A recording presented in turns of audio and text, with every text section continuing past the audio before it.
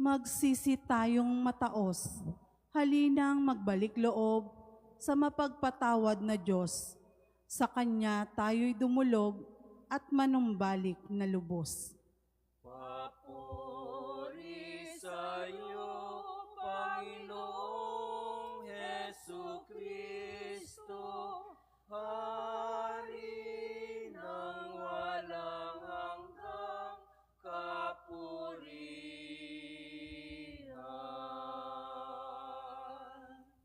Sumainyo ang Panginoon. At sumaiyo rin.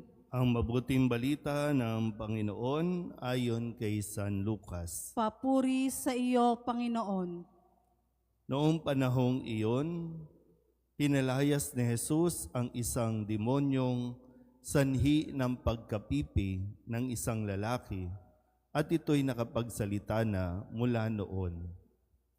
Nang gilalas ang mga tao, ngunit may ilan sa kanila ang nagsabi, si Beelzebul na prinsipe ng mga demonyo ang nagbigay sa kanya ng kapangyarihang magpalayas ng mga demonyo. May iba namang nais siyang subukin, kaya't nagsabi, magpakita ka ng kababalaghang magpapakilala na ang Diyos ang sumasa iyo. Ngunit batid ni Jesus ang kanilang iniisip, kaya't sinabi sa kanila, babagsak ang bawat kahariang nahati sa magkakalabang pangkat at mawawasak ang mga bahay roon. Kung maghimagsik si Satanas laban sa kanyang sarili, paano mananatili ang kanyang kaharian? Sinasabi ninyong nagpapalayas ako ng mga demonyo sapagkat binigyan ako ni Beelzebul ng kapangyarihang ito. Kung ako'y nagpapalayas ng mga demonyo sa pamamagitan ni Beelzebul, sino naman ang nagbigay ng kapangyarihan sa inyong mga tagasunod na makagawa ng gayon? Sila na rin ang nagpapatunay na maling-mali kayo. Ngayon, kung ako'y nagpapalayas ng mga demonyo sa pamamagitan ng kapangyarihan ng Diyos, nangangahulugang dumating na sa inyo ang paghahari ng Diyos. Kapag ang isang taong malakas at nasasandatahan ay nagbabantay sa kanyang bahay, malayo sa panganib ang kanyang ari-arian. Ngunit kung salakayin siya at talunin ng isang taong higit na malakas, sasamsamin nito ang mga sandatang kanyang inaasahan at ipamamahagi ang ari-ariang inagaw. Ang hindi panig sa akin ay laban sa akin, at nagkakalat ang hindi tumutulong sa aking mag-ipon. Ang mabuting balita ng Panginoon. Pinupuri ka namin, Panginoong Hesukristo. Isang magandang umaga po sa inyong lahat. Ngayon po ay Huwebes sa ikatlong linggo sa 40 araw na paghahanda. At sa bahaging ito ng ating Ebanghelyo, sa karanasan ni Jesus na kung saan, sabi nga, matapos siyang magpalayas ng demonyo doon sa inaalihan, kasi dalawang bagay po yung mapapansin natin na pagsapi ng demonyo sa tao. Una ay yung pipigilan kang magsalita ng katotohanan.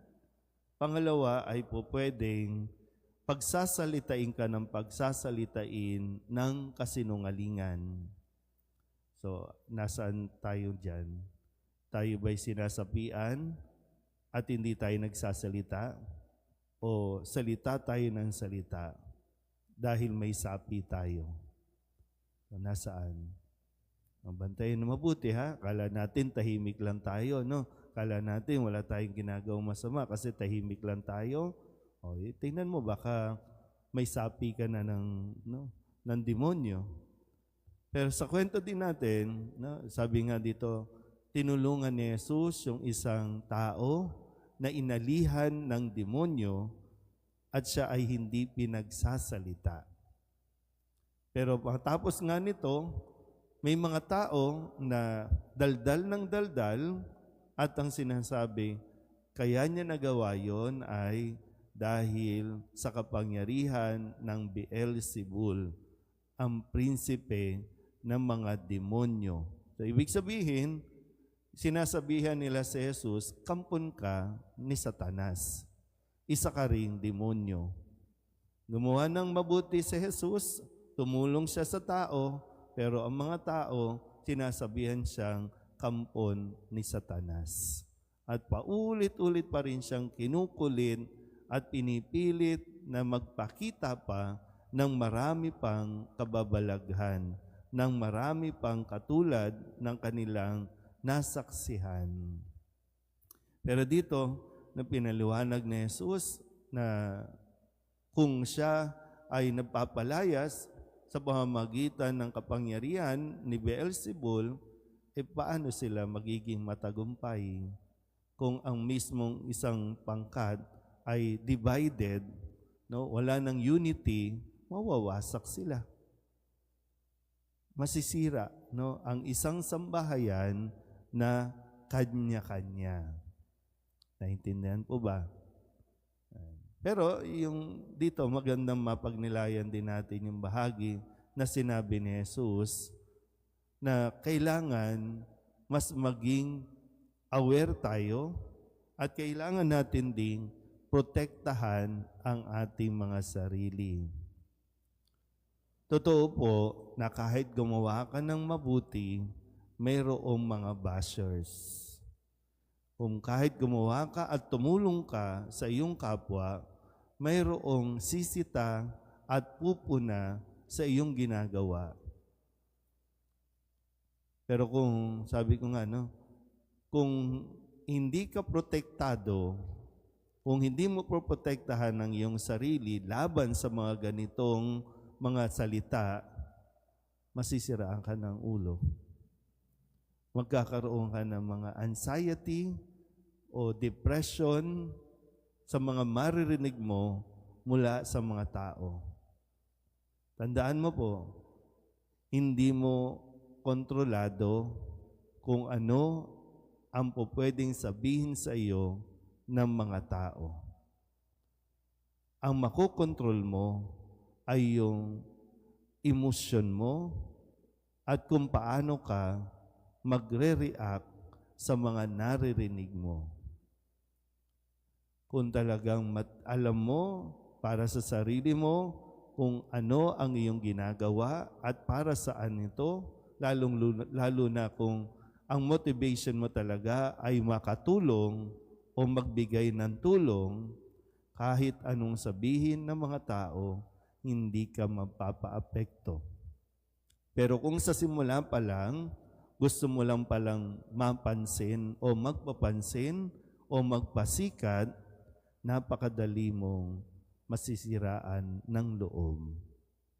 Kaya nga sabi ni Jesus, no, kung ang isang tao ay nasasandatahan, hindi siya mananakawan. So, ano ba ang sandata natin? Salita ng Diyos. Kaya kailangan natin punuin ang ating mga sarili, ang ating mga kaisipan ng mga salita ng Diyos, kasi ito din ang panlaban natin mula sa mga salitang ibabato sa iyo ng tao. Salita ng Diyos ang ating magiging sandata. Amen?